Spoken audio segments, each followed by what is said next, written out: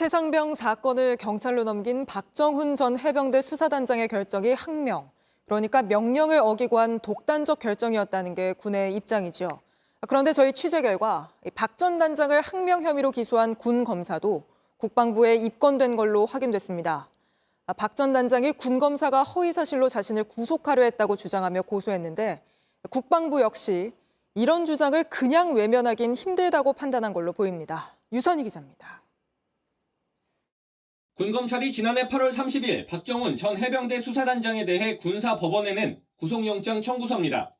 박 전 단장이 최상병 순직 사건을 경찰로 넘긴 게 항명이고 그래서 상관의 명예를 훼손했다는 겁니다.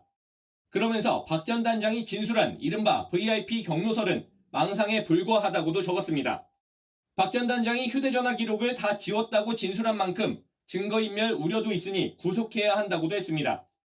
하지만 군사법원은 영장을 기각했습니다. 그러자 박 전 단장은 영장을 청구한 검사를 지난 3월 고소했습니다. 허위 사실로 영장을 작성해 허위 공문서 작성 등 혐의가 있다는 주장입니다.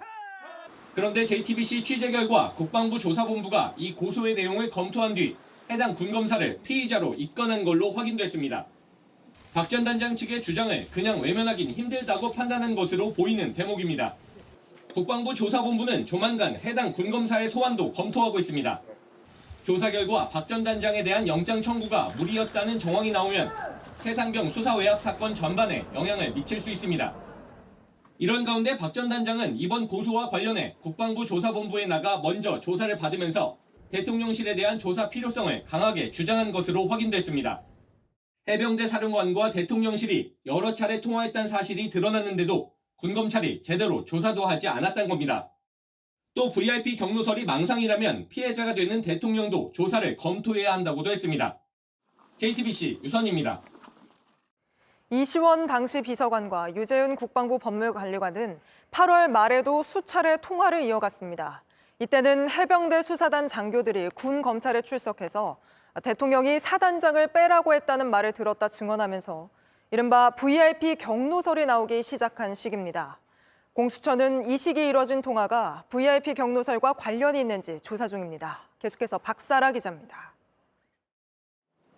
박모 해병대 수사단 중앙수사대장은 지난해 8월 24일 군검찰에 출석했습니다. 군검사는 지난해 7월 31일 박정훈 전 해병대 수사단장이 처음 김계환 해병대 사령관에게 사건 이첩 보류 지시를 받고 나온 뒤 무슨 말을 했냐고 물었습니다. 박 중수대장은 박 전 단장이 대통령이 장관에게 이런 일로 사단장이 처벌을 받으면 사단장 누가 하냐는 말을 했다고 한다면서 대통령이 처벌을 받아야 하는 이유는 궁금해하지 않고 왜 사단장을 빼라고 했는지 의아해했다고 진술했습니다.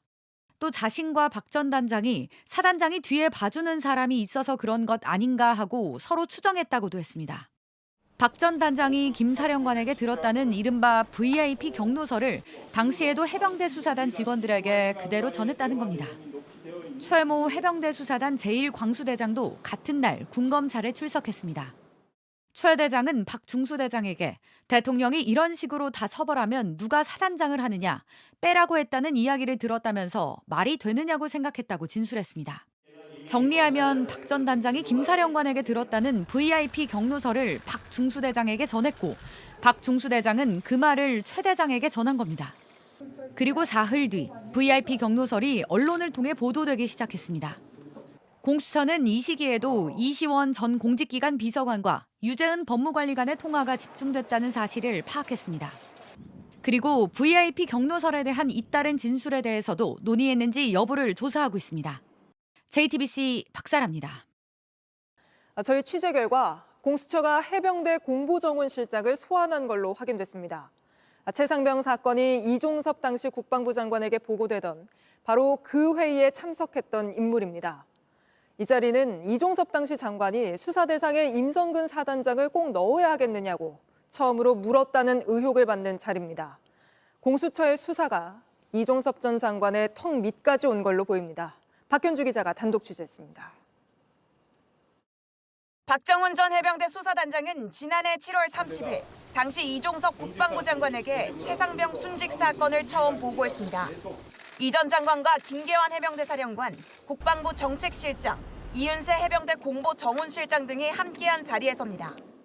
박 전 단장은 이 자리에서 이 전 장관이 사단장까지 형사처벌 대상으로 하는 것이냐고 물었다고 했습니다.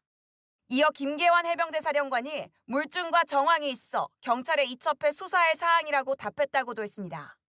임성근 당시 사단장이 혐의자에서 빠진 수사 외압 의혹의 시작점일 수도 있는 겁니다. 이 전 장관은 사단장을 언급한 적이 없다며 부인하고 있습니다. 공수처는 정확한 사실을 확인하기 위해 또 다른 참석자인 이윤세 해병대 공보실장을 오늘 참고인으로 불렀습니다. 이 실장은 지난해 군검찰 조사에서 국방부 정책실장이 사단장까지 처벌하면 비슷한 다른 사건이 일어날 경우 다른 사단장도 다 처벌해야 하느냐는 발언을 한 걸로 기억한다고 했습니다. 그러다 지난 3월 박 전 단장의 항명죄 재판에선 발언이 있었던 건 사실인데 누가 했는진 기억나지 않는다고 말했습니다. 공수처는 이 실장을 상대로 갑자기 언론 브리핑이 취소된 과정도 확인하고 있습니다. 이 실장은 앞선 군검찰 조사에서 국방부가 장관님 지시로 취소됐다고 기자들에게 말하면 안 된다고 했다고 진술했습니다. 공수처가 수사에 속도를 내면서 핵심 피의자인 이 전 장관의 소환도 머지 않았다는 분석이 나옵니다. JTBC 박현주입니다.